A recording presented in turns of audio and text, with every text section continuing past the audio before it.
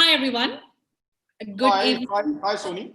Hey, hi, Sailesh. Hi, Cheryl. Hi, Mazi. Good afternoon, good evening, wherever you are. Welcome to VCTV. It's the Venture Capital TV, and it's from LATOKEN. This is the platform where we connect investors like yourselves to great startups. So today we have a special topic, as I mentioned before to the speakers before we went live. It's called investments in the new reality. So we are going to cover across all the sectors that we had hosted in last week and months. So feel free to share your insights. Feel free to share your recent investments, any field, any sector. So today we are not going to be specifically talking about any particular sector, but we're going to cross across all the sectors and industries in terms of investments.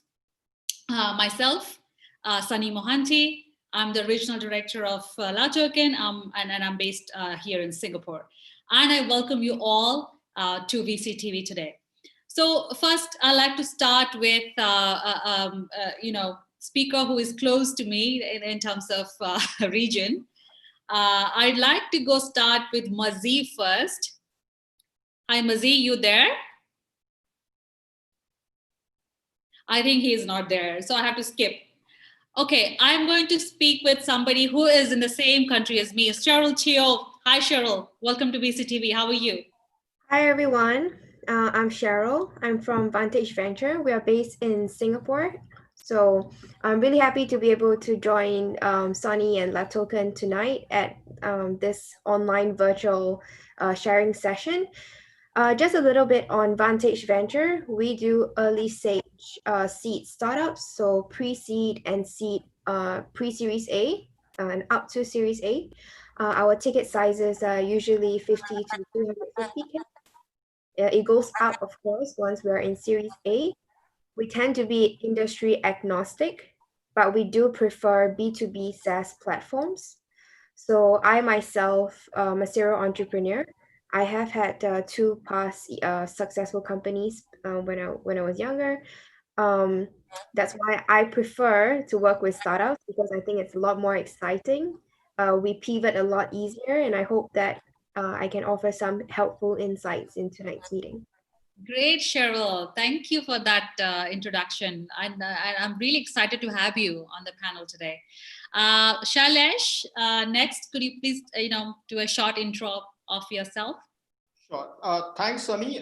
This is Shailesh Salvi representing Xfinity Venture Partners from Bangalore, the Silicon Valley of India. And we are typically early stage VC doing at early stage at pre-series A and Series A level. And but our mandate is only B2B enterprise tech. We don't do anything B2C. And of late, India is emerging as thanks to Make in India program by Prime Minister Modi, is emerging as basically as a global service provider when it comes to software products also. So that way, I think we had a fantastic journey over a period of last 5 years. I mean, we have a portfolio of about close to 20 plus companies. And out of that, 5 companies have raised Series B and Series C. So we look forward for a fantastic time for the B2B startups in spite of the COVID. Great. That's the spirit. I like that, Shailesh. Thank you for the introduction. Last speaker who just dropped off, technology, we can't help. Hi, Mazi, are you there? Are you not there? Are you there? Are you back? You're on mute. Can you hear me now? Yes, we can hear you very clearly now. Can you please do a short intro about yourself? Excellent. Yeah, sure, absolutely. Thank you so much. Apologies, I dropped off because of tech issues. Yeah, my name is Mazi Pilsticker. I'm one of the partners at Nexus Capital. We're a Hong Kong, China-based principal investment and advisory shop. We focus on special situations and growth investments in tech-enabled companies. We operate with a focus on APAC, Asia Pacific, including China, United States, and Western Europe as a focus area. Wow. And I'm originally from Germany, but half Persian, grew up in Europe and Germany, and then educated in the United States. All right. Thank you, speakers. Thanks a lot about this introduction. Now that we're all set, we're like warmed up. I'm going to ask each of you questions. Sailesh, I'd like to ask you about the recent investments that you have made. I mean, we're not going to touch upon any industry or any sector today because it's an open sort of discussion today. So what are the recent investments that you've made during this pandemic? What are the challenges you've faced? And what have you seen different since March up until now? And what do you forecast from now until end of this year? Sure. I think that's a fantastic experience we have been gone through. In fact, I mean, say in the month of March, when the COVID and the lockdown struck to India, I think for a few days we got all surprised by the things. What is the next now? Because most of the startups probably they were engaged with their customers for their trials, for their I would say commercial parts, and in fact everything got stopped by force. So we were a bit puzzled at that time. How do we take it forward?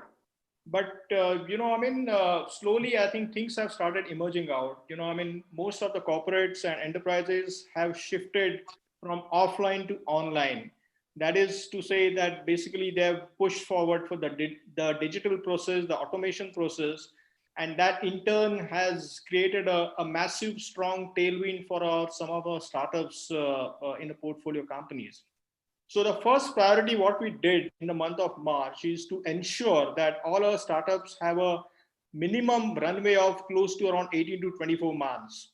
So that way, when there is uncertainty, I think at least they should have enough cash in the balance so that they can sustain all these uncertainties. So that way, once after securing the enough runway of close to around 18 to 24 months, then we drill down to the next chapter of what are the customer engagements. So when it comes to the customer engagement, we got pleasantly surprised because of the digital and automation process at each of the corporate level, because most of the corporates and enterprises, they know that probably the customers may not physically walk in for any particular transactions. So they seamlessly shifted their focus from offline to online. And with this, we have I would say more than 50% of our company has got a very strong demand push. In fact, some of our companies have closed their customer contracts at a highest level in the month of May and June. So the tailwind was so strong, especially in the cases of companies which are into cybersecurity, because now everybody was started working from home. They were on the unsecured, I would say, networks, and there was a lot of hacking instances occurring in between. So cybersecurity firms in our portfolio has got a major push from the customers to implement their solution.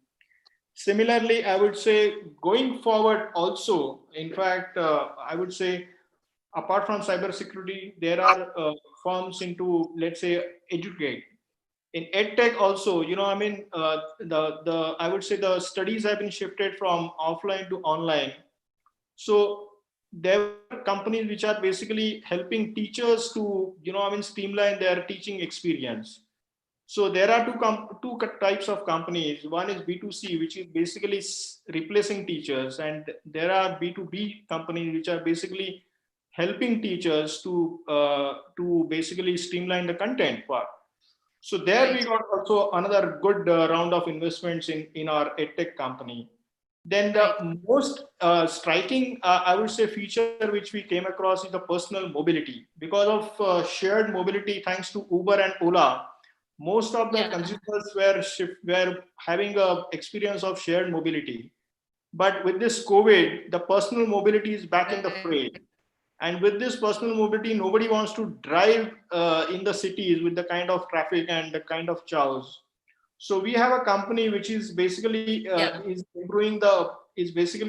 focusing on automated driving experience for a self-drive. So that company has got a lot of traction from the customers, from the companies. In fact, to name that, probably I think that company has got a term sheet also from Toyota Venture Capital. So that sort of, I would say, that sort of a, a strong tailwind we got. I think some of our company has got out of COVID, and that was a good learning experience for us also. Saying that in the month of March, we were quite a bit hesitant about what would be the outlook going forward for next 6 months. But now, after 6 months kind of experience, we are very confident that probably I think the digital and the automation process has, in fact, I would say, helped our B2B startup companies in a way that has, in fact, I would say, garnered a lot of traction in the market, and that has helped them securing the next round of funding also. Excellent. Salish, I think thanks for sharing those insights with us. That looks very, I mean, in terms of investments, what I gather, the future looks bright from now onwards, right? That's right. A lot of investments happening, a lot of digitalization happening, a lot of automation happening, which is great. Thank you for those insights, Shailesh. Next, I'd like to move to Cheryl. Hi, Cheryl. Please share your, like, when the pandemic struck the nation, the whole world, what happened? Where you were like, no, let's hold back investment. Let's wait for the good times. Then, so with course of time, things started evolving and moving. So Cheryl, please share your insights and thoughts about investments. I think similarly to what Shailesh was just sharing, there are some industries, of course, which COVID has actually accelerated its growth for, and others that, of course, almost put the business to a stop. So in industries that include travel or oil, they usually are now, you don't really hear picking from them anymore. You have to pivot really, really quick. What we're lucky at Vantage, I think similar to what Shailesh was saying, is that a lot of our investments were not really affected. We're not really affected by the COVID, so it actually was helped. So Sailesh was saying that there is education tech and there is mobility, right? So we have a company that we have invested in a few years ago in micro mobility. It's interesting to see that when the pandemic first hit, we thought that people would actually not want to move around. But you realize that even if when all of us are coming out of quarantine and not being at home, not going out for the past 6 months, people are actually wanting to move around a lot more, even if it's done in a new way, in a new way. So going back to your question as to what was our investment thesis that changed after COVID, I would say that right now, at this point, 6 months after the pandemic was announced, one interesting thing is that you don't see startups asking for more cash anymore just to burn on marketing. Yeah. So it's really about upgrading the system, upgrading the software. So I think that even though COVID is a really tragic thing that has happened, but it has really put us on a path of acceleration for growth for most startups. Which is a good thing. So what regions do you invest in, and like what stage? So we do early stage, right? So pre-seed, seed, pre-series A, sometimes up to series A, but we don't lead. Yeah. So I try to personally speak to a whole bunch of different founders and startups from a whole range of industries. One thing to just take note of, right? At these early stage in investment, they usually pivot quite a bit. So you don't really need to be super zeroed in or specific on the type of startups you want to look at, unless they are already at Series A. Right. And in terms of region, you only focus on Singapore, Southeast Asia, or global? What's interesting is that our investment so far has been focused on Southeast Asia and Asia, but they tend to move out or they tend to move away depending on what the laws are, whether there's demand in different markets. So It's focused on Southeast Asia and Asia because that's where our expertise is. But we also are starting to speak with more startups that are based outside of Asia who would like to move their businesses or set up a headquarters in Asia itself. Right, great. Thank you, Cheryl, for those insights. Next, we have Mazi. Hi, Mazi, you there? Finally. Hi, Sunny. How are you? Yeah, thanks. No, I think I'm here. In terms of investments and opportunities, I mean, we're focused on special situations. These activities, we do an active investment approach. So, we combine consulting, which is our background DNA, together with, balance sheet investments into companies where we take an active role on restructuring them. With the focus on tech-enabled companies. So for us, this time is actually, we find it quite interesting because, valuations were very high previously. They came down. The way we look at it is certain industries are more long-term affected. And, like what one of the other speakers rightly mentioned, in my opinion, about sort of travel, right? Like that's changed and that will continue to change. So you can't really, in terms of value, deep value, it's hard to judge. But like other industries, for instance, marketplaces. Right. Hi, you there? Hi, Mazi, you there? Can anybody hear me? Hear Mazi? Yeah, I can hear you. Yeah. Okay, I think we've lost Mazi in the process. So let's just wait for him to come back. Yeah, I think he's gone. So Salish, while you wait for Mazi, I think his connection is bit weak. That's the challenge we face with technology. Even yesterday also our speaker dropped off because of technology. Zoom bombed out. Salish, please tell us more about the startup scene. What's happening in the startup? Like what's the sentiments they're having in terms of investments? I mean, I would say when the pandemic broke down in the month of March, all of us were staring at a barrel, what to do next. Yeah. But with the kind of, traction some of the startups has got, and with the kind of quantitative easing from various governments which have pumped the economy with the slush of liquidity, I think off late, we are also experiencing a FOMO kind of a situation in India. Although we are focusing on the companies which are based in India, but once they establish a product market fit in India, the companies get flipped to US or Singapore or maybe in Europe to scatter to the global markets. So we call it as an Indo-US corridor, where the headquarters, the holding company is based out of, let's say, Delaware, and the product engineering and the development is based out of Bangalore or Chennai or Hyderabad. Yeah. Because India is also, known as a SaaS capital. So with this kind of SaaS startups, we are in fact, working overnight. That is basically as per US time as well as India time. So in the daytime, we work with the Indian subsidiary, whereas when it comes to marketing GTM, we work with the US companies overnight. So so going forward, I would say, as far as Xfinity is concerned, although we got about 21 companies in the portfolio, but almost I would say more than 10 companies are based out of Delaware or Singapore, because they have established the product market fit. Now they are into the growth phase, and for that growth phase, they need to monetize their IP effectively, which comes very effective. Monetization comes only through US or in Singapore or in developed or through developed markets. Because India is just a, I would say a test bed for validating their product. Once the product get validated or debugged, and once there is an initial customer traction established, then the company goes focus on the global markets for monetizing their IP.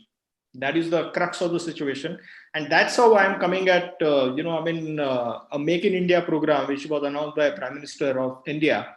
Wherein India, being a SaaS capital, the product and engineering and talent is based out of Chennai, Hyderabad, or Bangalore, but they end up serving the global markets based out of US and Europe or Singapore. Right. So, because you said that India is a SaaS capital, I'm very much intrigued to just ask you one question. Just let me know if you are comfortable speaking about or not. I mean, blockchain and crypto. So, do you think these technologies have actually got benefited? I mean, the sense, I mean, technologies won't get benefit. The companies and the startups get benefited from the underlying technology. But do you think these technologies have emerged as kind of winners because of the pandemic, because everybody is going cashless, no touchless and everything else? Because of that, because cryptos are digital currencies and blockchain is the underlying database. It's a technology, it's a software. I mean, at Right. the end of the day. Yeah. Our experience with the blockchain, especially, is initially we were quite enthusiastic about the technology called blockchain. But when we had a deep dive into that, and when we see the use cases of that blockchain technology, we haven't really come across with the stronger use cases. So Right. just to, I mean, just for a sake of blockchain, if you want to, I mean, having a startup of a blockchain, Yeah. it really doesn't get boiled down to anything. It has to be supported by that kind of a strong, I would say, use cases. Then only it will get, I would say, getting a mass appeal. And unfortunately, our experience with the blockchain technology is we haven't come across to that kind of a strong case Yeah. for it to get, to the next stage. All right. But what about cryptocurrencies? What about cryptocurrencies? Like, I mean, that's obviously one of the use case of the blockchain technology that we've seen and heard from 2016. So do you think Right. India is adopting cryptos after the ban was lifted? Yeah, in India, unfortunately, the ban is still there. I mean, Okay. Right. so so in India, unfortunately, the Ban- cryptocurrencies really couldn't take off to yeah. what level, what we were expecting. Yeah. But in the long run, in a holistic case, what we feel that if we have a very strong case in blockchain technology per se, then definitely cryptocurrency will also get to the next level. Let's say, for example, I mean, if you're talking of a blockchain technology, let's say, I would say a smart contract, implementation of a smart contract. Right. Now, let's say, the implementation part of smart contract is happening, but it is just at a very early stage. We haven't seen at a full the scope of that implementation, I mean, across all the constituents.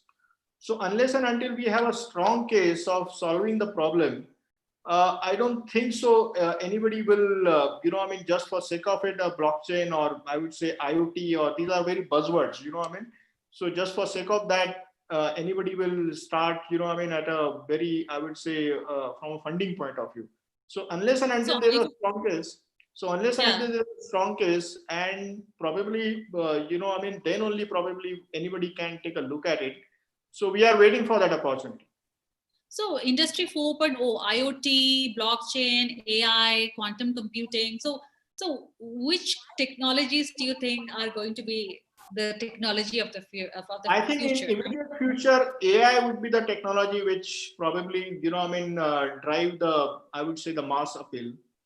And because through AI only, whatever the, the technology part, it can reach out to the masses. Because let's say, for example, health tech, because in this COVID, nobody can go to the, Yeah. the hospitals or to the doctor physically. So Yeah. let's say if we have a remote diagnostic center, which basically solving all your problems of ailment, sitting at your home without going Yes. outside, and then Right. the typical remote diagnostic center, it takes your data, basically take it to the cloud computing, and then Yeah. the empaneled doctors analyze that data and comes out with the prescription. Yeah. So sitting at home, if you're getting it done, in a I would say fraction of a second, I Yeah. think that's the way going forward. The AI is going forward, is going to I would say dominate the entire tech pack in immediate future. And then probably, I think once AI is established, then probably I think other I would say blockchain or IoT, probably I think they will take their own time to, for a maturity. But in immediate future, I feel that AI would be the game changer. Right. Agreed. Totally agreed. But technology is a game changer. I think this COVID-19 has proved without technology, we don't, obviously, I wouldn't be talking to you today. That's right. So thank you, Sailesh. Cheryl, I'd like to ask you, within your portfolios, there are some of the industries that are more benefited by the COVID-19 situation, like the medtech, right? EduTech, education going online, the hospitals going, probably offering services online. So these sectors have been benefited more than others. Gaming, people are locked down and they're playing more games. So can you share some in your portfolios that have been more benefited during these times? Yeah, as you mentioned, right? We have our portfolio includes ed tech, mobility, includes insurtech, fintech. We don't have a med tech yet. Maybe in the future, hopefully one day. But something to be noted, I think that's very interesting, is that the portfolio of companies that we have, they already had a set, I guess, within the company, a mission and a thesis that they're going to go with, and all they had to do was just pivot a little bit. Some of them who didn't have to pivot at all, like a lot of ed tech startups. So we have an education tech startup that we are involved in that was completely virtual anyway. So they didn't really change anything, but it was accelerated. But at the same time, I think because all of the focus is right now on virtual, people don't realize that it actually takes a lot of time to develop the competencies of their applications and platforms. It's a lot easier to do on like in-person changes to if you have a product that is a hardware, for example. But with software, it's really different because everyone is able to see the exposed strengths and weaknesses. So for me, when I speak with startups now, compared to pre-pandemic, I try to ask them if they're going to involve AI, blockchain, and crypto, like what Shailesh is saying. Yeah. Because there is a big change in the way things are run. A lot of startups Yeah. tend to make the mistake of trying to make the big changes to their startups as well, when we don't need that. Because one big mistake, and I think this is the biggest mistake any startup or any founder can do right now, is to just completely change the way they would do things just because of COVID. It takes time to develop things, to develop software, or even the way you hire people or the way you run your company. So don't pivot too much as well. That's what I would say. Great advice. I totally agree. Don't divert from your core offerings. Don't just copy everyone else. Yeah. Absolutely. Be unique in your space. Thank you, Cheryl, for those insights. Okay, let's talk about impact investing, sustainable investments, because obviously what we realize as humankind that we have to build sustainable systems, sustainable cities, sustainable education, sustainable infrastructure, something that has long-lasting impact. So, Sailesh, tell me, what's the future of sustainable investments look like, and if you have made any investments, or you're looking to invest in that area? Yes, Sunny. In fact, recently only we have done one. I would say a technology company, which is probably, I would say, touching the periphery of inclusive banking. Okay. So what this company does, it's basically a voice bot automation. It's called vernacular.ai, which essentially does the call center automation in regional languages. So in India, there are about 14 or 15 languages are being spoken. And generally the banking transactions, or whatever you say, phone banking or internet banking, is predominantly only English. And I would say hardly 20% of the Indian population speaks English. Rest 80%, which are into hinterland, they speaks the regional languages. So that big chunk of population is basically, excluding the main, I would say, the periphery of the banking transactions, because they can't converse in the English. Right. They have been secluded from the for the mainstream banking. So what this company does is basically, it automates the call centers. Call centers are predominantly on age-old IVR technology. You press one, you press two, and you press three, and all those kind of Yeah, stuff. So this that's true. particular company is basically have a seamless experience. You need not have to press anything. Based on your regional Okay. language, maybe a Hindi, or maybe a Bengali, or maybe a Tamil, or maybe Marathi, you can speak to the banking correspondents, and you can do your phone banking very seamlessly in your own language, which you understand. So that the masses which are there into tier 2 or tier 3 towns, they are also coming into the mainstream banking, and that in turn basically I would say give impetus to the, I would say, the more and more banking transactions.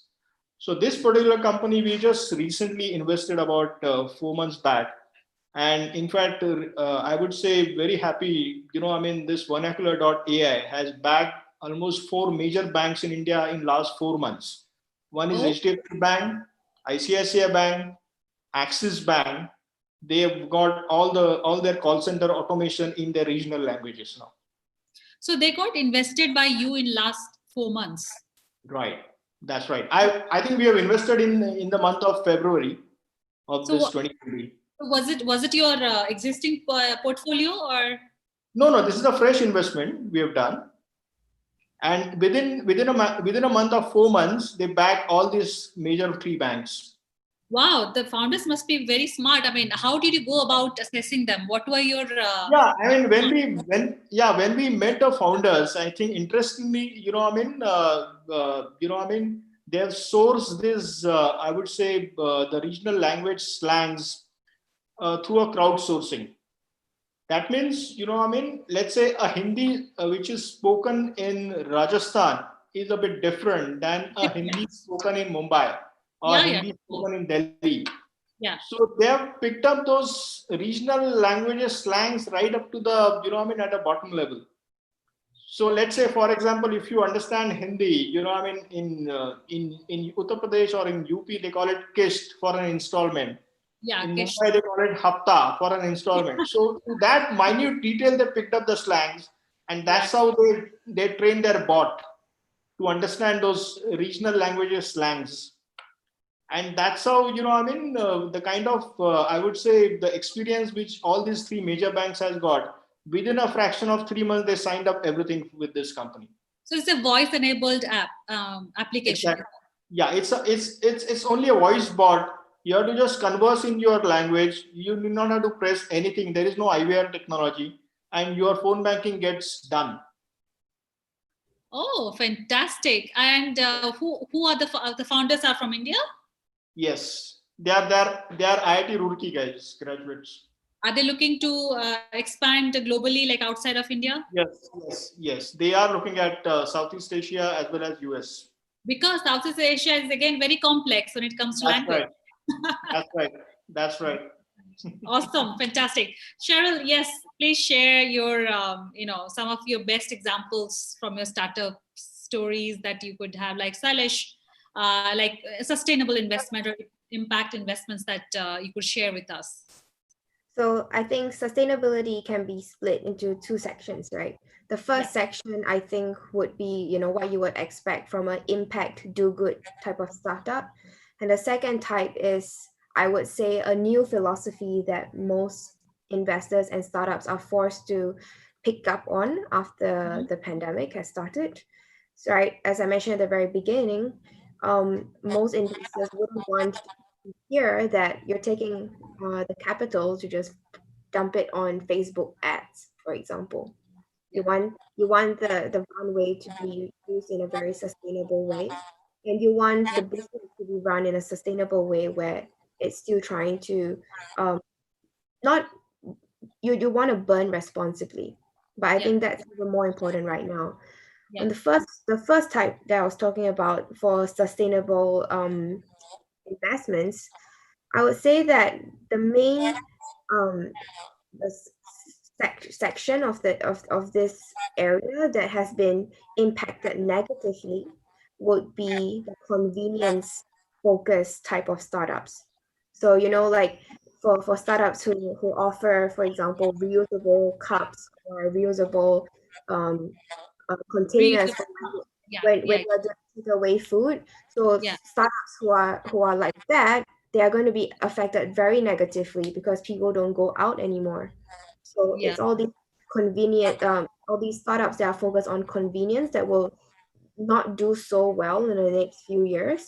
Whereas impact startups and do good startups, we are focused on creating, which I think is like what Shailesh was mentioning, where it's really trying to fix a pain point. These startups will do really well. Right. Okay. So can is everybody able to hear me? Yes. Okay, because Cheryl was breaking up a little bit. Thank you, Cheryl. I think I hope you're done, right? Or you about to say something? Yeah. Something. Yeah, it's really strange because I don't know why. I hear a little bit of echo as well. Yeah, that's why I thought probably you had one of the sessions open next to you. I can hear you speak behind. It's okay, no worries. That's technology. We know technology is always has glitches and challenges. So we spoke about sustainable investments, which is obviously a big area of focus for all of us around the countries and the world. Just to make sure that when humankind is faced with another pandemic, another crisis of sort of virus attacks us, we know how to at least somewhere deal with it going forward. So I want to talk about a little bit a topic, gaming, entertainment, and food tech, because gaming and entertainment, I mean, entertainment as such has gained a lot of momentum and traction over the years. I have also seen a lot of startups who have emerged in the entertainment space, just like likes of Netflix. Entertainment can be gaming entertainment as well. A lot of games are happening. Games are getting developed as we speak. So anybody can share some insights about the future of this industry in the long term, gaming, entertainment? One of the core entertainment type of startups I speak with and see very often recently are those that offer communication with celebrities, because everyone is at home now, right? So a lot of startups, they want to focus on getting fans to connect, or I guess hardcore fans to connect with celebrities. I'm not sure how successful this would be, because in the next few years or next few months, when people start to go out and have events again, I'm not sure whether the celebrities who are really popular and famous would still want to offer this avenue of insight for their fans. So on that entertainment side, I think it's very interesting that people have pivoted towards really getting closer to the celebrities. I'm not a person on celebrities, so it's just something very interesting to me. I know as millennials, I think, with the lockdown, celebrities are obviously in lockdown, and the fans are also missing out on seeing them anymore on big screen. So I think this is a great idea for somebody who's looking to build something around that. An investor like yourself also, if you come across something like that, then probably you'd be happy to invest. Thank you so much for that. Also, so Cheryl, because we live in Singapore, as you know, is very much into blockchain, crypto, and it's obviously because of friendly regulations we have in place. So what's your thoughts about these technologies, and how much are you going to invest or explore investing into these technologies? I think this question points back to Shailesh's point on a lot of companies using blockchain or AI or crypto without actually understanding the use cases of it. Right. I don't think this is just a problem that we have in Singapore. I don't actually think we are that big of a problem at all. I see it more. I'm not sure if I can say this, but I see a lot in Russian startups. Sorry? In Russian startups. Okay. Yeah, I see a lot of blockchain. I think at least 40% would say, "Oh, we are blockchain. We are a blockchain type of startup." I usually when I speak with, or when we speak with startups, we want to first learn about the mission, then the the the, the solution, and then after that we want to find out what is the 90% that your software is comprised of other than the blockchain. And if there is no blockchain, how would it affect the business? So we work backwards, right? Because a lot of the time, all you need is just a simple algorithm to simplify your searches, or you just need to filter things out. You don't actually need it, and unless, of course, you're in something a little bit more, or a little bit less direct, like finance in fintech. Yeah, right. But blockchain brings its own benefits into certain industries and sectors like food tech, I would say, traceability. Yeah, but the more important thing is the mission, right? If your company in whatever industry is based on the blockchain, I think it's just really strange, because you need to be mission oriented. Absolutely. Absolutely. Agree on those points.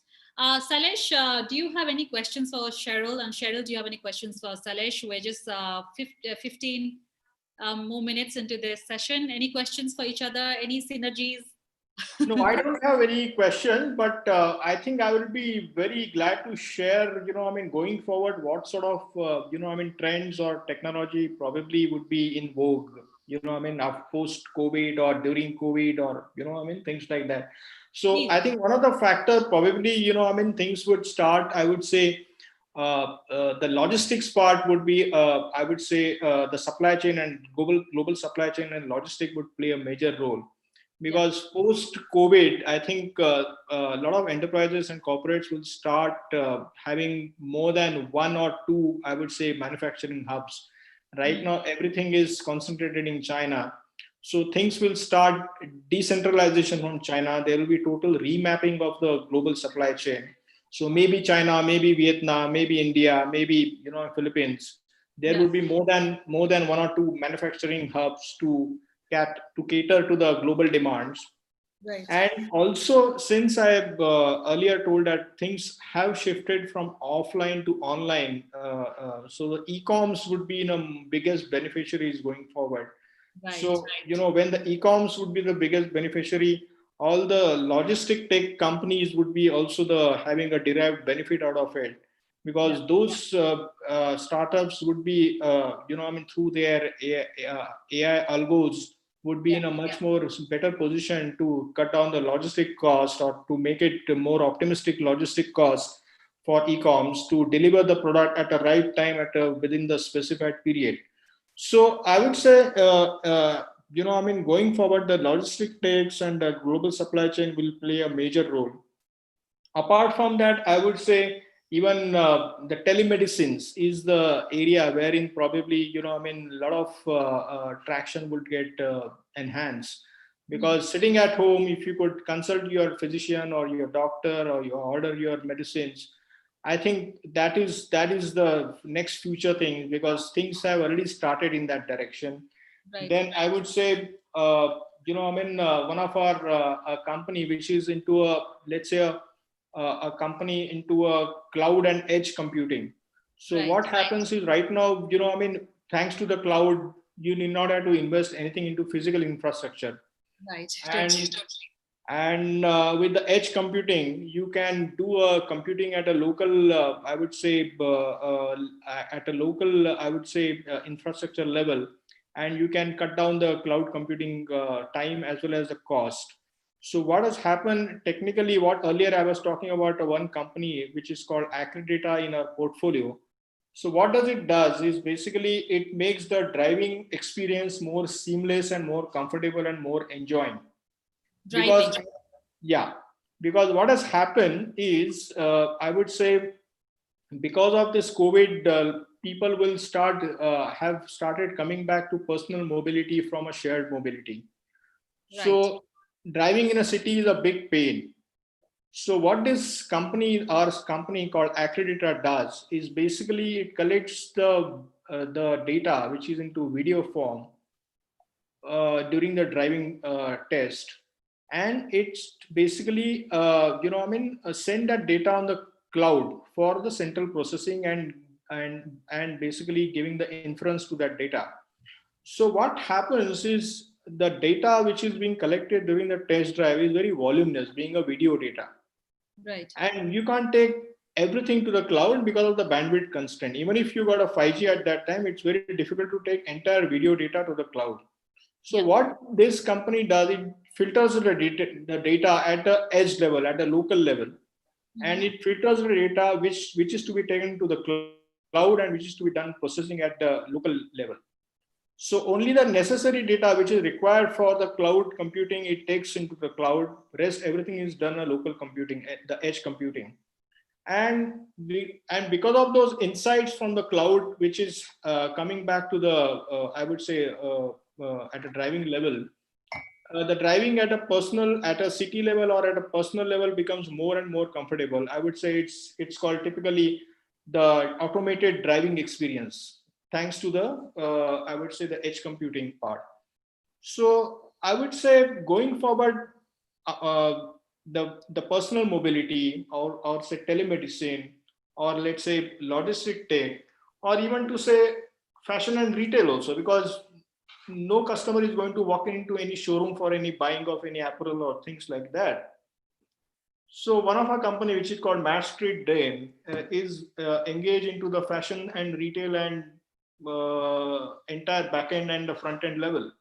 So what it does is basically it gives the customer the digital experience of trying off any apparel while doing the online shopping.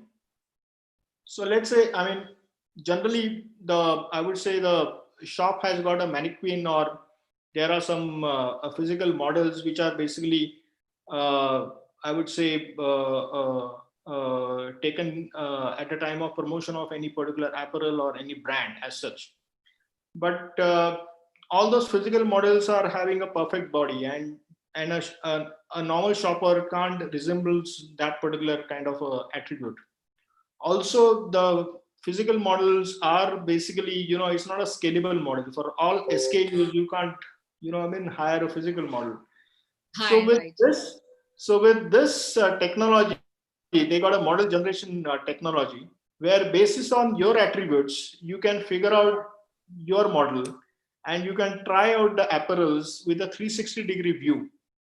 And especially for women, it is very helpful because they can correlate their physical attribute with their particular model, and they can, without visiting a shop physically, they can do a seamless buying of that particular apparel sitting at their home.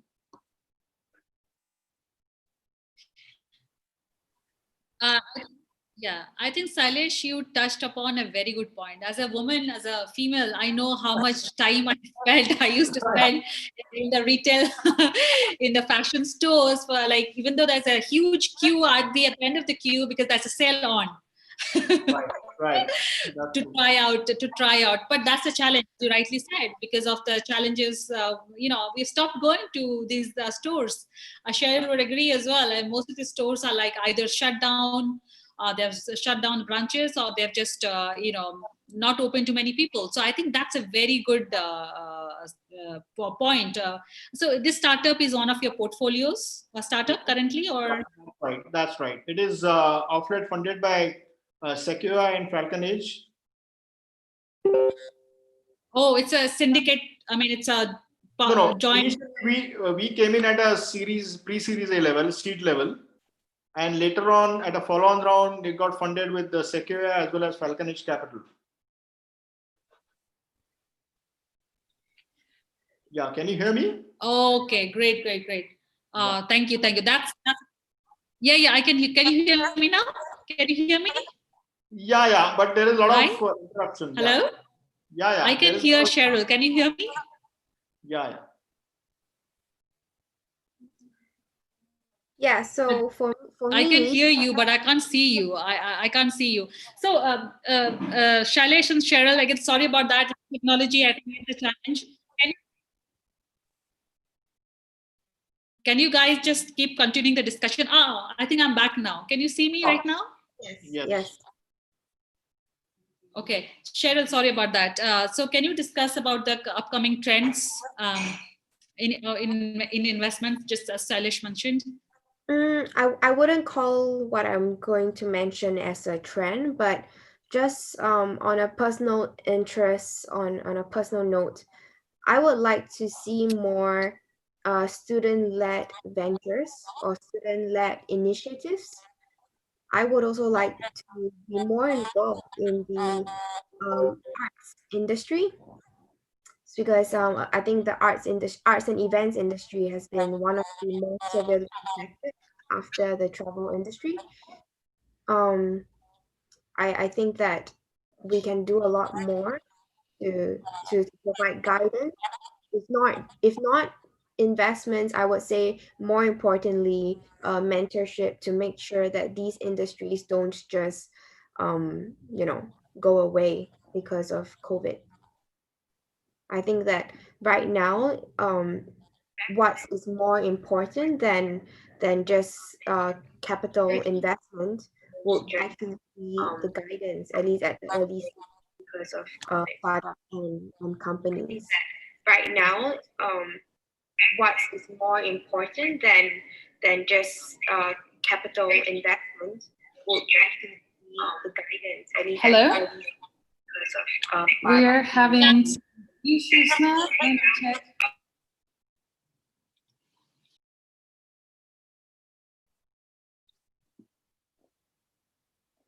technical issues. I think the host has gone. Apologies about that. It seems we're having some internet issues in Sunny's end. Oh, but Masi is back. Nancy is back, and I know that since he's in China, Zoom is banned in China. So I totally understand how hard it can be to connect from China. Can you hear us, Mazi? Can you hear us? Hello? Yeah, it seems.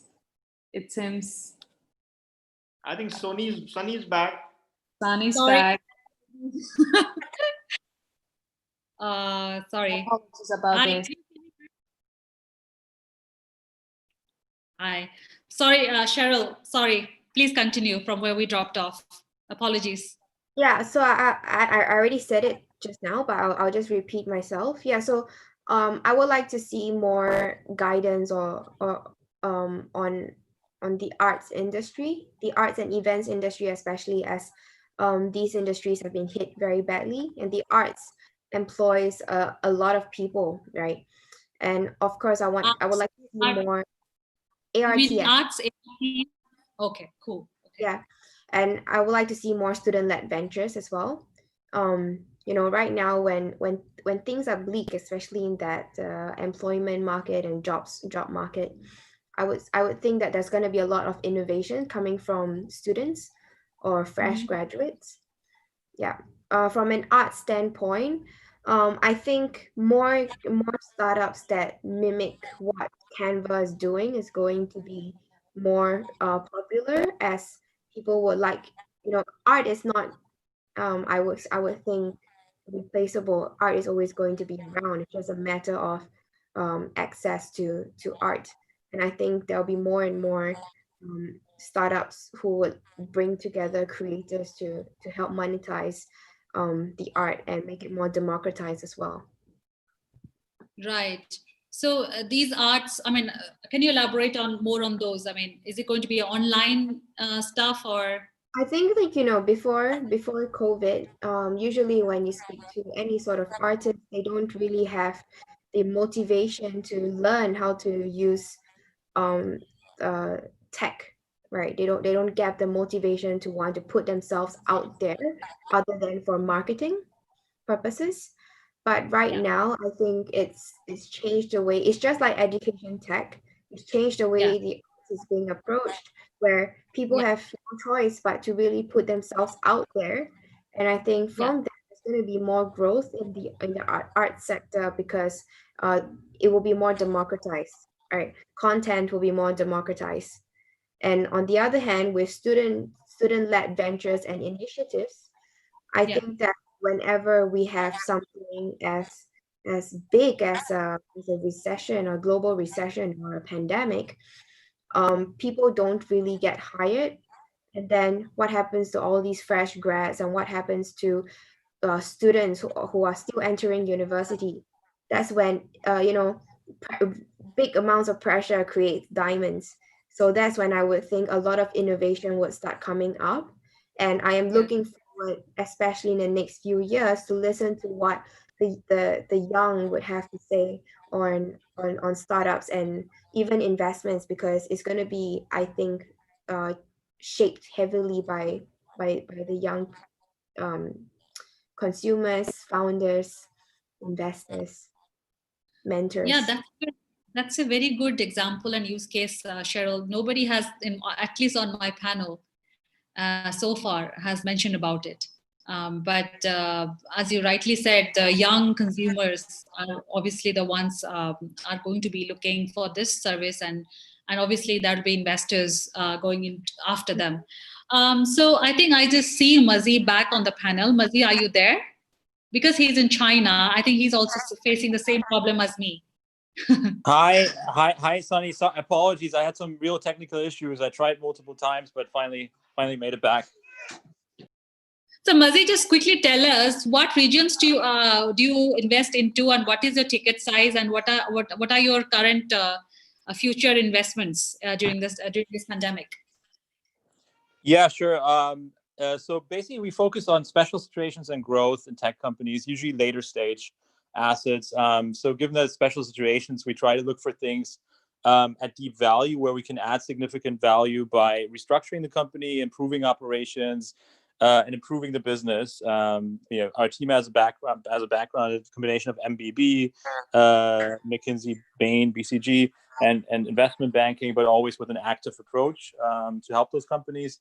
So what we're looking at right now is, we like sort of right now one asset that we're heavily we're kind of investing in right now is sort of in the marketplace space, in the recruitment space. That's obviously something that's very hit by the COVID crisis, given freezes in hiring, layoffs, all those things. But for us, it's we still find it very attractive because the way we think about it is we kind of dissected into what are sort of industries or verticals that we think are permanently or like more long-term affected, where there's a new normal. And that's things like, I think one of the other speakers mentioned travel, right? Those that we agree with that. So travel is something where there could be a new normal and people get used to things like what we're doing, these types of conferences. But hiring, we think, is something sooner or later, right? People will need to restart hiring, right? You cannot let economies go down. So that's temporary in nature. So that we when we see that kind of dislocation in value, right, we think it's a good buy-in opportunity, and we can help sort of reshape the P&L. Find ways to automate things, find ways to do pricing adjustments, find ways to readjust the strategy towards industries that are less that still have activity and more hiring activity. And so for us, like there's an opportunity in sectors like that are sort of temporarily hit, where there's a dislocation, but where we see an alpha opportunity in terms of the risk we're taking versus the long-term value upside. Thank you, Mazi. I think in lines of that, Cheryl, I think last time Eddie also spoke about investing into distress assets. So Mazi, so did you make these investments during the time of pandemic or during this last 3 to 6 months? Yeah, that's actually right. Like, so we're basically right now very active, given that since the pandemic and also a little bit before, just because obviously with given our focus on the US, on Asia, and including China, we're very interested in India, to be honest, but we haven't been able to get access yet to the deals we want to. But historically, like, US, China, Europe, like, obviously with the trade war and with the dislocations between the countries, there's been multiple industries that are affected by it. So since then, I think valuations have come down. So China has been historically extremely highly valued, right? Like the multiples were out of control. And so now we're seeing things come down towards where we think, okay, it's much more reasonable, relative to the growth potential. And, so we're actually very active in this current market, where we're seeing opportunities to combine sort of, attractive valuations and also getting into companies where you can actively help them, and, where we can use our own approach and our own sort of strategic mindset to do that. And yeah, so we're doing a lot of these deals right now, both in public assets, yeah, great, and private assets. So yeah, so where about in China are you based? I mean, you just mentioned about trade wars. So I just wanted to ask something. That's why. Yeah, sure. So So we're based out of Hong Kong and out of Beijing. So we work out of Hong Kong is our base, but we basically use those two platforms, Hong Kong and Beijing, in order to cover China/Asia. I'm normally based out of Hong Kong, but right now I'm in Beijing because we have a portfolio company that is based here. So you are headquartered mainly out of China? In Hong Kong, which is so I guess that's Yeah. So because of the trade wars, do you think the investments investments in US has been significantly hit because of the that you mentioned? Yeah, I mean, I think. Well, I mean, I think like obviously there's been less capital probably from the both in terms of demand from Chinese capital going into U.S. assets, as well as sort of like restrictions on Chinese capital going into U.S. assets. That has obviously had an impact in terms of that. In terms of that going in, we're still bullish kind of on both markets, to be honest, which is kind of, I guess, weird, but for us it makes sense because both of them have sort of some of the leading tech assets in different spaces when it comes to when it comes to consumer mobile payments, like drone technology like DJI and stuff like that. Like China is extremely leading, right, when you look at that, right? But when you look at some of the more sort of deep tech, like in-depth things, like the density of technology companies in both on the West Coast and mostly on the West Coast, I think there's a lot of great assets in the US still, and obviously now where they are in terms of which valuations they're trading, that's for us it's still an extremely attractive market, and we're heavily that probably the US is one of our core markets in terms of where we spend our time, and we have a team out of New York that focuses on that. Yeah, today's news I was reading, like most of the Chinese company TikTok and I forgot the name, the gaming company, they're moving their headquarters operations to Singapore. So are you also looking to invest in Singapore, Southeast Asia? And I think you mentioned India as well because of that. So I mean, we're interested in in Singapore, and we're contemplating actually like relocating more of a focus to that area. Just because I mean, obviously there's a lot of capital flowing into Southeast Asia right now. We do think there's an opportunity when you find plays that are Pan-Asian in nature, right? We're less interested in sort of something that is like only in Singapore or only in the Philippines, but when it's something that you can apply across, right? Or when you can take something that has, let's say, already worked in markets like China or in the US, right? Like concepts, then we find, that's what we're looking at right now in Southeast Asia, for instance, is applying certain concepts that we're seeing in China or in the US, and then applying them in Southeast Asia on a Pan-Asian basis across markets. And Singapore is obviously like a great hub for that, as a base within that. And so that's what we're looking actively together with very seasoned Southeast Asian entrepreneurs that will help us. Fantastic. What about investments into particular technologies like blockchain? Wow. Yeah. So to be honest, like I have a lot of friends who are just dedicated and focused on blockchain and on crypto. I personally have always looked at it and admired it, but I actually don't. I understand sort of the security elements of it, and so it sounds to me very interesting. But I'm not deep enough in it to would say that I have an informed understanding to make an investment decision at this point. I wish I would. But I find it very interesting, and I'd like to learn more about it to see whether there is something that we can use. And I think once the industry matures more, then it becomes sort of probably more prone to our skill set. But yeah, I'm very fascinated by it. And, hope to learn more. Oh, okay, great. Thank you, speakers. Sorry about the technical glitches. And Mazi, obviously you had technical glitches as well, just like me. I was also like away for offline for some time. Thank you, speakers, for staying on without me. And Carol must have, sort of managed that well. So, any closing remarks before we end the show? I'd like to know because Cheryl, you are joining us for the first time, and Eddie was on our shows before. So, what's your closing remarks and feedback for about VCTV?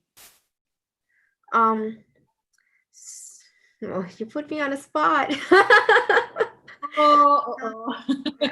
Please be honest as you can. I really enjoyed this. There's a lot more free flow. It's more like a conversation. I've attended other panels before, but it's very specific. So it's almost like we're just brainstorming on the future and the past of certain topics. But I think from this panel, I feel that it's a lot more on our individual beliefs and thesis and what we're looking forward to. I think it's very interesting. Thank you for having me. Thank you, Cheryl, for sharing your insights. One thing I've learned from you, Cheryl, for the younger generations, right? I mean, we have a lot of young entrepreneurs coming out. For them, I think how they think, what they think, so I think as an investor, a young investor, I think I would also want your help in coming up with topics that you think would be very much relevant to the millennials. So as you mentioned, the arts, I mean, obviously there's a big future and a lot of entrepreneurs in that space, but something that... Yeah, I think that something that most people wouldn't think of with the younger generation is that many young people nowadays, they have a mission first mindset rather than a mercenary mindset. So it's really not just about making a living, at least, right now we're at the start of the pandemic, right? Maybe it might be different after the recession is really at its full strength. But I think because most of us, I'm still pretty young as well, who grew up without remembering what the 9/11 attacks was, without remembering what the Great Depression was. It's very different. You grew up with technology. So I guess my generation, in the early 20s and below, would be the first generation that has really grown up with technology. And I think instead of just growing technology in a technology-focused way, it will go back to more of the grassroots and community-focused initiatives. Excellent. Thank you, Cheryl, for those feedback. Shailesh, you also here for first time. So what's your feedback about VCTV format? I think my sincere thanks to VCTV for choosing me and choosing the apt topic, which is, highly debated as of today, what is happening post-COVID now. So I think we discussed elaborately what are the trends which are going to be post-COVID and during pandemic, and how a startup should take a clue. I would say, see the opportunity during this pandemic rather than, straying at a barrel. So probably I think going forward, my sincere advice to all startups and founders, look out for opportunity during the most pessimistic situation. Thanks. Excellent. Always opportunities at the time of crisis. Look for opportunities. Thank you, Shailesh. Mazi, you couldn't be with us for a long time, but what's your closing remarks and feedback? So first of all, thank you so much for having me. Apologies for dropping out for an extended time. Trouble there. I really enjoyed it. I also enjoyed really hearing what other people are doing, right? And obviously, I think this is great. I'd love to. If I wouldn't have dropped out, I would have loved to just ask some questions about sort of where the different players see certain value opportunities, right, in this crisis. But yeah, I think it's super valuable to get that exchange, and I think this is great and should be done more. Excellent. We would like to have you back on our panel because we couldn't hear much from you. So this brings us to the end of the session. For those who like to watch more of our sessions, Monday to Friday, www.latoken.com/events. You can go and choose the topic of your choice and let me and my colleague Carol know if you're interested to speak on a separate topic like medtech or edutech. We are most happy to have you back on our show to share your insights. And for investors also, your profiles are getting featured on our website. because our startup community is looking at you and they're going to be in touch with you via us. Thank you so much. And lastly, I would like to say, stay safe, stay connected, and I hopefully see you back again on another panel. Thank you so much. Bye. Thank you.